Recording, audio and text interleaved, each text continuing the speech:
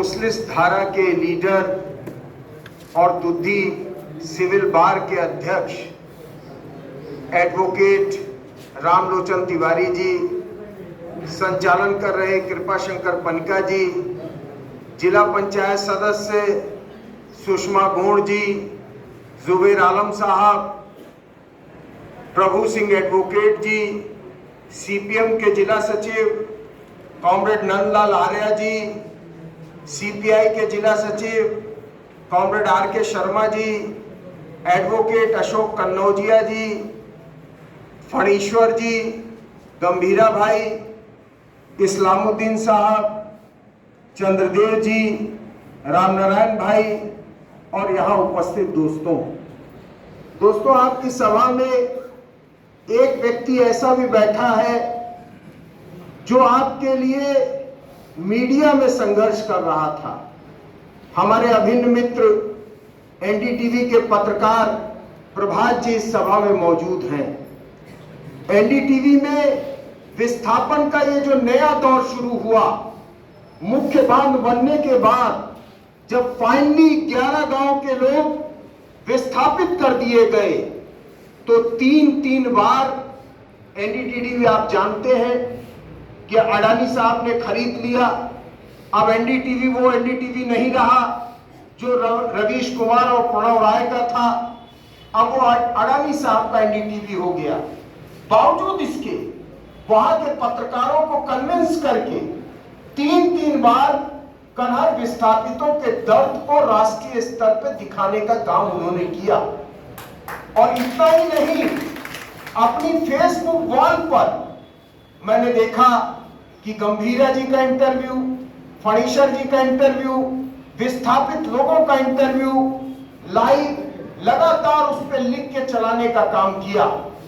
प्रभात मुझे बार बार फोन करते थे कि दिनकर जी बहुत पीड़ा में है कन्हार के विस्थापित, कुछ किया जाना चाहिए। मैं अपाहिज था, मेरे पास कोई नहीं था, क्योंकि कन्हार के नेताओं के बीच में ये आज की बात नहीं है, ये आज की पहलकदमी नहीं है। जब भाई महेशानंद जी कन्हार बांध नहीं बनने देंगे, पानी को नहीं रुकने देने के लिए बैलगाड़ी की यात्रा निकाल रहे थे, उस समय इलाहाबाद विश्वविद्यालय से मैं आया था, एकदम नौजवान था। उन गांवों में मैंने उसके बरखिलाफ पदयात्रा निकाली थी और मैंने ये कहा था कि कन्हार बांध भी बने, क्योंकि दुधी के लिए कन्हार बांध लाइफलाइन है। ये कोई पावर प्रोजेक्ट का कन्हार बांध नहीं है, ये सिंचाई के लिए है। 108 गांव जो पूरे देश का सबसे अति पिछड़ा क्षेत्र है। मैं नहीं कह रहा, नीति आयोग ने यह बात कही कि सोनभद्र जिला पूरे देश के महत्वाकांक्षी जिलों में आता है, अति पिछड़े जिलों में आता है। और उस सोनभद्र जिले की भी अगर सबसे अति पिछड़ी तहसील कोई है तो उस तहसील का नाम दुधी है।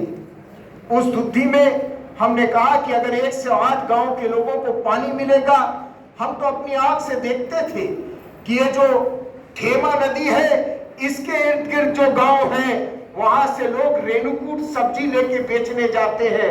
अगर आप सुबह और शाम वहां खड़े हो जाएं तो गाड़ियों पे सब्जी लदी रहती है। मेरा सपना था कि अगर 108 गांव के लोगों को पानी मिल गया तो दुधी इतनी सब्जी पैदा कर देगा कि पूरे प्रदेश का पेट भर जाएगा और दुधी के लोग विकसित हो जाएंगे। हमने उस समय यात्रा निकाली, विस्थापितों को समझाया। जब बाद में आंदोलन हुआ, हमने कहा कि स्लिपवे में जाके मत खड़े होइए। कुछ लोग कन्हार के जरिए मेधा पाटकर बनना चाहते थे, विस्थापितों के जरिए वो चाहते थे कि उनका एनजीओ फल फूल जाए, देश विदेश में उनका नाम हो जाए। और वो लोगों ने कन्हार की लड़ाई को लड़वा दिया। हमारे विस्थापित जेल गए, मुकदमे कायम हो गए। लेकिन मैंने देखा कि विस्थापित नहीं खड़े हुए एक नई राजनीति के लिए। तो मैंने प्रभात से कहा कि मुझसे जितना बन पड़ेगा बयान देने का, मुख्यमंत्री को पत्र देने का, राज्यपाल को पत्र देने का, वो काम मैं करूंगा। लेकिन अभी कोई आंदोलन खड़ा करने की स्थिति नहीं है। उसी में एक दिन इस्लामुद्दीन साहब का फोन आया, जो पूर्व प्रधान है बैरखंड के। उन्होंने कहा कि दिनकर जी आइए, कन्हार में आंदोलन किया जाए, कन्हार के विस्थापितों के सवाल को लेकर लड़ा जाए। मैंने वादा किया कि मैं लखनऊ के काम से जैसे ही खाली होऊंगा मैं आऊंगा कन्हर में और इस आंदोलन को देखूंगा, पहले कन्हर की विस्थापितों की पीड़ा को समझूंगा। मुझे इस बात का दुख है जुबेर भाई, दोष जनता को देने से फायदा नहीं है। दोष हमें ये देखना होगा कि जो एजेंसीज काम कर रही हैं, चाहे वो पॉलिटिकल पार्टीज हो, चाहे एनजीओज हो, जनता अगर अपने में इतनी चेतना संपन्न होती तो जो देश में जहरीली विचारधारा फैल रही है वो जहरीली विचारधारा देश में नहीं फैलती। देश की मालिक जनता होती, इस देश का मालिक मजदूर और किसान होता। हमें तो देखना होगा कि ड्राइविंग सीट पे जो लोग बैठे हैं, जो बस को लेके चल रहे हैं, उनकी क्या भूमिका है। और मुझे इस बात का कष्ट है कि ड्राइविंग सीट पे जो लोग बैठे हैं, चाहे वो पॉलिटिकल पार्टीज हो, चाहे सामाजिक संगठन हो, कन्हर विस्थापितों के इस दौर की जो पीड़ा है उसको उठाने का काम उन्होंने नहीं किया। और तब हमने ये फैसला लिया कि इस लड़ाई को लड़ा जाएगा। हमारे सामने प्रश्न था कि इस लड़ाई को हम किस बैनर से लड़ें। इस लड़ाई को क्या कन्हर विस्थापित मंच से लड़े? हमने कहा नहीं, कन्हर विस्थापित मंच से ये लड़ाई नहीं लड़ी जाएगी। इस लड़ाई को तभी कामयाब बनाया जा सकता है जब हरियाली वाले भी और खुशहाली वाले भी एक मंच पे आके खड़े हो जाए। और इसलिए हमने कहा कि नागरिक समाज से एक पहल लेनी चाहिए। अगर सोनभद्र का, अगर दुद्धी का नागरिक समाज कन्हर के विस्थापित के दर्द से जुड़ेगा, और मैं समझता हूं कि शरीर के अगर एक अंग में फोड़ा हो जाए तो पूरे शरीर में पीड़ा होगी, पूरे शरीर में दर्द होगा। अगर 11 गांव के कन्हर विस्थापित आज पीड़ा में है तो वो सोनभद्र के एक एक नागरिक की पीड़ा है, एक एक इंसान की पीड़ा है। और हमने कम्युनिस्ट पार्टी के अपने नेताओं से कहा कि आइए साथी, इस लड़ाई में कंधे से कंधा मिला के खड़े होइए। और मुझे खुशी है कि सीपीआई और सीपीएम दोनों के जिला सचिव आए और आपकी लड़ाई में शामिल होने का उन्होंने वादा किया। मैं ये कहना चाहता हूं कि साथियों, कल से हमने देखा कि कुछ लोगों के पेट में बवाल आने लगा। मैं जब नया नया आया था सोनभद्र में, तो मैं जब अमवार में जाता था मीटिंग करने, तो उस समय जो प्रधान थे उनका बीपी बढ़ जाता था। इस समय देख रहा हूं कि इस आंदोलन के बाद उनका बीपी बढ़ गया। अब कल से कह रहे हैं कि विस्थापित समिति का नाम मत लिखिए। अरे मैं आपके दांव जानता हूं, मैं शतरंज का खिलाड़ी हूं, 100 दांव सोच के खेल खेलता हूं। मैं आपका दांव जानता हूं, इसलिए मैंने इस पर विस्थापित का नाम ही नहीं लिखा है। यह नागरिक समाज का मंच है। कल उन्होंने कहा कि कन्हर विस्थापित समिति का नाम बैनर पे नहीं रहना चाहिए। महोदय, मैं कहना चाहता हूं कि यह लड़ाई कन्हर विस्थापित की तरफ से नहीं है। कहने लगे लोगों से गांव कि अरे पुलिस फिर से फाइल खोल रही है, 500 लोगों का नाम अज्ञात में है, वो अज्ञात में नाम चढ़ाया जाएगा, कोई सम्मेलन में नहीं जाओ। लोगों से कहने लगे। तो मैंने सुना कि एक YouTube चैनल को उन्होंने बयान दे दिया कि कन्हर विस्थापित समिति इस आंदोलन में नहीं है। मैं ये कहना चाहता हूं कि हमारी लड़ाई दरअसल इसकी लड़ाई है। ये मैं लेके आया हूं, यह हमारी लड़ाई इसकी लड़ाई है। ये संविधान इस मुल्क में लागू होगा कि नहीं होगा। कल मैं लाल किले की प्राचीर से इस हिंदुस्तान के प्रधानमंत्री जी को सुन रहा था। मोदी जी ने कहा कि इस देश का यह जो युग है, यह जो अमृत काल का युग है, इसको कर्तव्य काल में बदल दो। हमारे बीच में अधिवक्ता है, मुझे सुन रहे होंगे। इंडियन कॉन्स्टिट्यूशन में, भारतीय संविधान में कर्तव्य कब आते हैं? 51A में। 51A में व्याख्यायित किया गया है कर्तव्य के बारे में। और उसके पहले क्या आता है? आर्टिकल 14 आता है, 19 आता है, 21 आता है, 39 आता है, 41 आता है, 43 आता है। हमारे मौलिक अधिकार और नीति निर्देशक तत्व हमारे संविधान में पहले दिए गए हैं। और मौलिक अधिकार महात्मा गांधी का दिल था, पंडित नेहरू का दिमाग था, डॉक्टर अंबेडकर की लेखनी थी, ये संविधान लिखा गया। आज हमारे मौलिक अधिकार पे हमला किया जा रहा है। एशिया उस सरकार की बात नहीं करता। एक सवाल अगर विस्थापितों ने उठाया कि भाई ये परियोजना वाइंड अप हो चुकी थी, ये परियोजना आपने फिर से शुरू की है, और अगर आपने 2014 में इस परियोजना को शुरू किया है तो 2013 का जो भूमि अधिग्रहण का कानून है, उस कानून के हिसाब से हमारे मुआवजे को तय कर दीजिए और हमको वो मुआवजा दे दीजिए।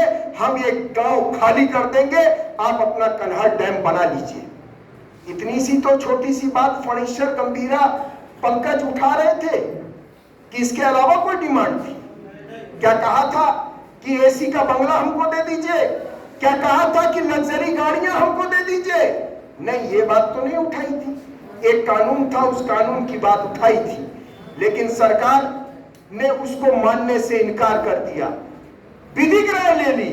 अरे कैसे विधिक राय ली जाती है हम जानते हैं। यहाँ वकील साहब लोग मौजूद हैं। सरकार को वह विधिक राय लेनी होती है तो पक्ष की भी राय बनवा ली जाती है और विपक्ष की भी राय बनवा ली जाती है। आपने हाई कोर्ट के अधिवक्ता से, जो सरकारी वकील था, उससे विधिक राय ले ली और शासनादेश जारी कर दिया कि हम साहब 2013 का लाभ नहीं देंगे। आज परिणाम क्या है? 350 बीघा के काश्तकार इस्लामुद्दीन जी का परिवार था। मैं गया कन्हार बस्ती में, 80-80 बीघा के काश्तकार। रजमनिया मेरे सामने बैठी हैं, इनके पिताजी सैकड़ों एकड़ के काश्तकार थे। आज उनको जमीन से बेदखल कर दिया गया और जिस बस्ती में आपने उनको बसा दिया, उस बस्ती में 10 बाई 15 का एक प्लॉट दे दिया। मकान भी बनाने के लिए आपने सुविधा नहीं दी। 75,000 रुपए में कौन सा मकान बनेगा? सीमेंट इतना महंगा, गारा इतना महंगा, ईटा इतना महंगा, बालू तक आप कन्हार से निकला हुआ बालू तक आप कन्हार विस्थापित को देने के लिए तैयार नहीं है। कौन सा 75,000 रुपए में आदमी मकान बना लेगा? अगर यह बात उठाई गई कि भाई आप फिर से करिए, तो ये इन लोगों का जीवन खुशहाल हो जाता, लेकिन मानने को सरकार तैयार नहीं हुई।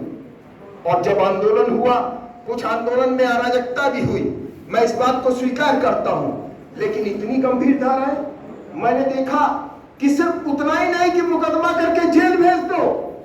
गंभीरा जी को इलाहाबाद हाई कोर्ट के वकील रवि किरण जैन के घर के बाहर से उठा लिया गया और इलाहाबाद के अखबारों में छपा कि एक बहुत बड़ा आतंकवादी पकड़ा गया। जिला बदल कर दिया गया, कह दिया गया कि आप जिले में नहीं रहेंगे, गुंडा एक्ट की नोटिस लगा दी गई।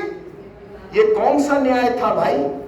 आर्टिकल 19 में अगर अभिव्यक्ति की आजादी हमें मिली है, संघ बनाने, संगठन बनाने और आंदोलन करने की आजादी मिली है, तो कोई भी सरकार उसको नहीं रोक सकती। अगर इसका अतिक्रमण होगा तो आंदोलन होगा।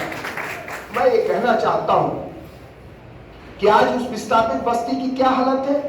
आर्टिकल 21 कहता है कि हिंदुस्तान के हर नागरिक को डिग्निफाइड लाइफ जीने का अधिकार है, गरिमापूर्ण जीवन जीने का अधिकार है। सुप्रीम कोर्ट ने 20 अपने मुकदमों में इसको अपहोल्ड किया है और कहा है कि हाँ भाई, गरिमापूर्ण जीवन जीने का अधिकार हर नागरिक को देना यह सरकार का कर्तव्य है। मोदी जी हमको कर्तव्य बता रहे हैं, मैं मोदी जी को बता रहा हूं कि उनका क्या कर्तव्य है। आपने क्या कर दिया? जैसे कीड़े मकोड़े रहते हैं वैसे आपने विस्थापितों को बना दिया।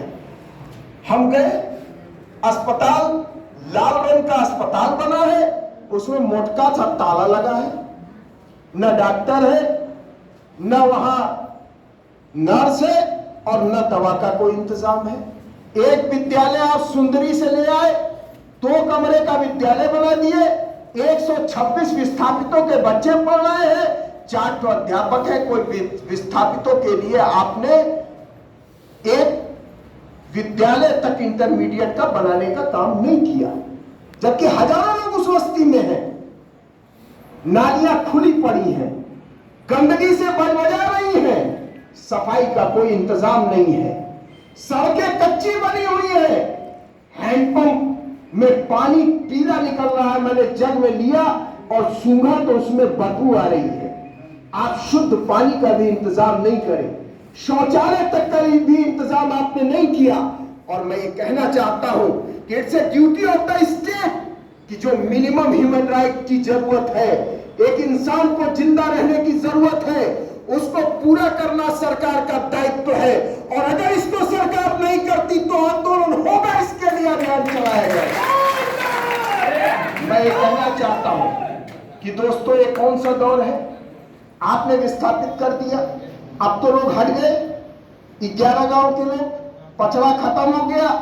623 लोगों को विस्थापन पैकेज क्यों नहीं दिया गया?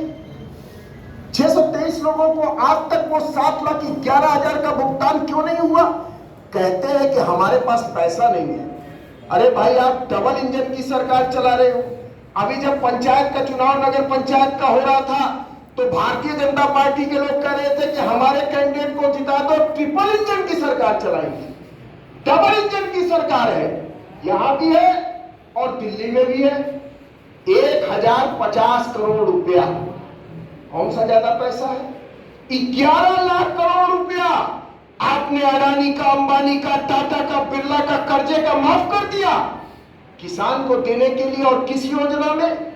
प्रधानमंत्री कृषि सिंचाई योजना, जिसको सीधे मोदी जी देखते हैं। उस योजना के तहत 1050 करोड़ रुपया पिछले 1 साल से पेंडिंग है। और उसका परिणाम क्या है? उसका परिणाम यह है कि नहरें नहीं बनी, बांध का जो शेष काम है वो रुका हुआ है, और विस्थापितों को पैकेज जो बनना है, जो बंटना है, वो आज तक नहीं बंट पाया। मैं ये कहना चाहता हूं, ये किसका दायित्व है? 5 तारीख को हमने दौरा किया, हमने यहां के विधायक से अपील की। हम इसको किसी पार्टी का आंदोलन नहीं कह रहे, हम तो कहते हैं कि अगर आरएसएस के लोग भी आगे बढ़ के पहल लें और कनार विस्थापितों की आंख के आंसू को पोंछे तो हमें खुशी होगी। हमने यहाँ के विधायक से कहा, अपील की, प्रेस के माध्यम से अपील की, इंटेलिजेंस के माध्यम से अपील की।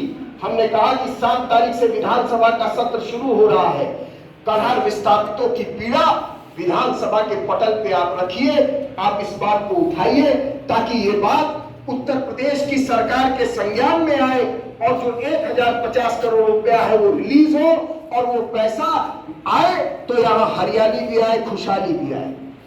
लेकिन मुझे दुख है कि 14 तारीख को सत्र खत्म हो गया, विधायक जी के मुंह से आवाज नहीं निकली। किसी ने देखा हो तो मुझे ठीक कर देगा। मैंने जितना यूट्यूब सर्च किया, मैंने जितना अखबार सर्च किया, विधायक जी ने विधानसभा के पटल पे इस सवाल को उठाने का काम नहीं किया।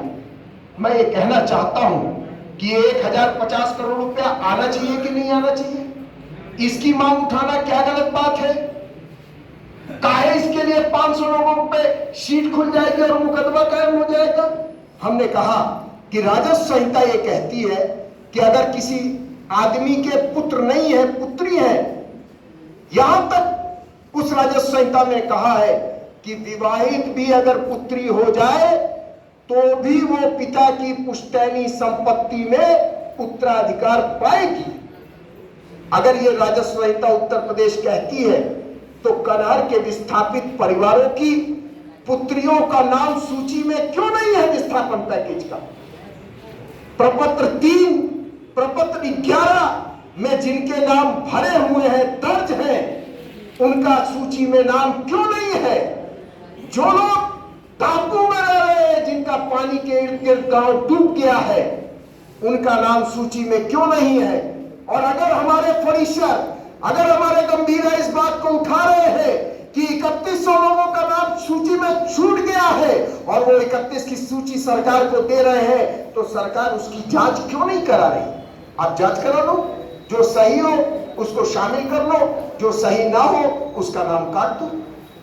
मैं गांव में गया, मैंने देखा कि कोई सुंदरी से आया है, कोई भीसुर से आया है, कोई कोरची से आया है, कोई बरखोड़ा से आया है, कोई बघाड़ू से आया है, कोई अमवार से आया है। अलग अलग गांव का विस्थापित कॉलोनी है। अब वो कहां के वोटर रहेंगे? सुंदरी तो डूब गया, बाकी गांव तो डूब गए, कुछ आंशिक डूब गए, कुछ पूरे डूब गए। अब वो कहां के वोटर रहेंगे? अगर एक बात, अगर आप ईमानदार हैं, उनकी व्यवस्था करना चाहते हैं, तो कनहर विस्थापित जो कॉलोनी है उसको एक ग्राम पंचायत घोषित कर दीजिए।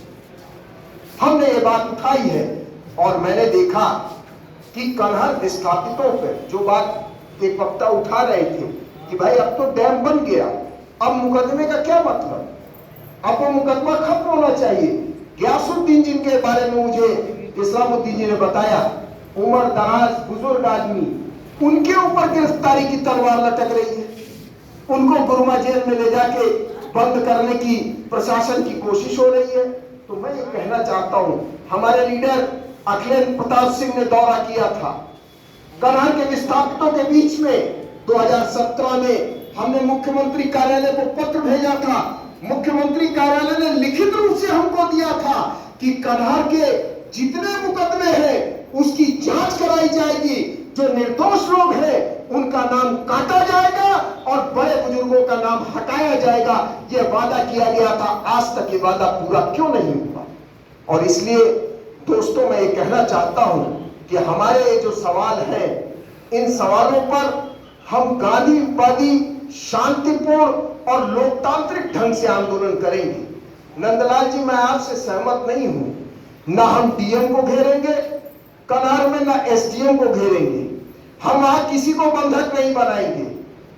जरूरत पड़ेगी तो हमारे पास गांधी जी ने बताया है, सत्याग्रह करो, धरना करो, अनशन करो। हम एसडीएम के यहां गुहार लगाएंगे।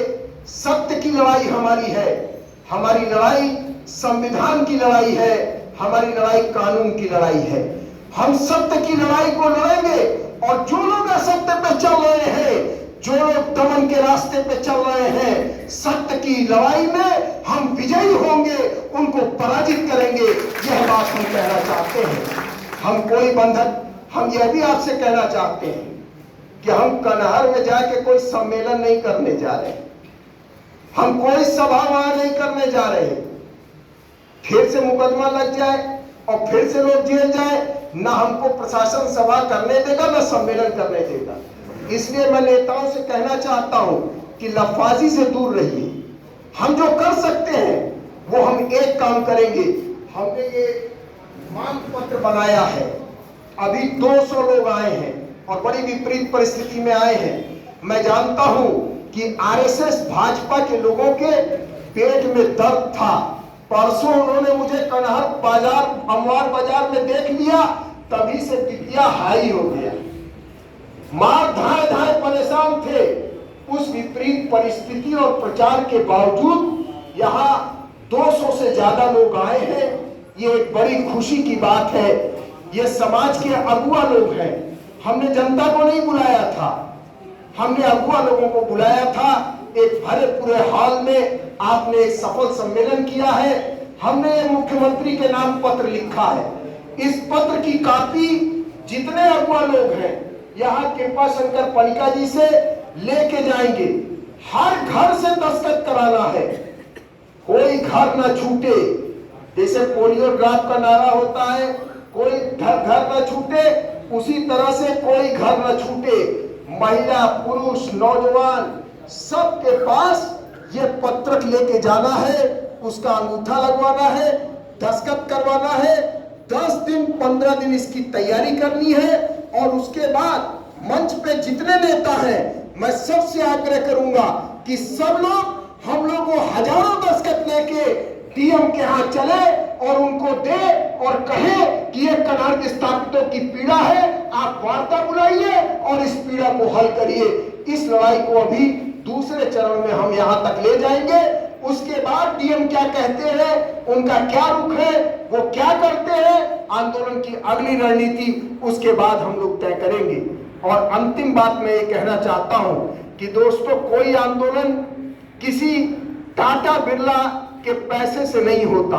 मैंने कनहर विस्थापितों से कहा, बड़ा लुटे हैं आप। मुझे अभी बता रहे थे कि बीपी हाई वाले नेताजी 500-500 रुपए चंदा भी किए हैं, तो बहुत लुटे हैं आप। कोई 1000 रुपए चंदा करता है, कोई 500 रुपए चंदा करता है, कोई कहता है कि अमवार की नगर पंचायत अमवार को बना दो, कोई आसमान लाके आपको दे देता है। और सच ये होता है कि मुख्यमंत्री से लेके हर दरवाजे तक आप टहलते हैं, हासिल जीरो होता है। इसलिए मैंने आपसे निवेदन किया था कि 10 रुपया, 20 रुपया, 50 रुपया, जो आपकी इच्छा हो, ये कुर्सी, ये माइक, ये सब आपके पैसे से लगा है। आप सहयोग देके इस सम्मेलन से जाएंगे, जनता के पैसे से जनता की लड़ाई होगी और एक जन राजनीति इस इलाके में मजबूत होगी। इसी उम्मीद और विश्वास के साथ अपनी बात समाप्त करता हूं। आप सबको बहुत बहुत धन्यवाद। आप सबको नमस्कार।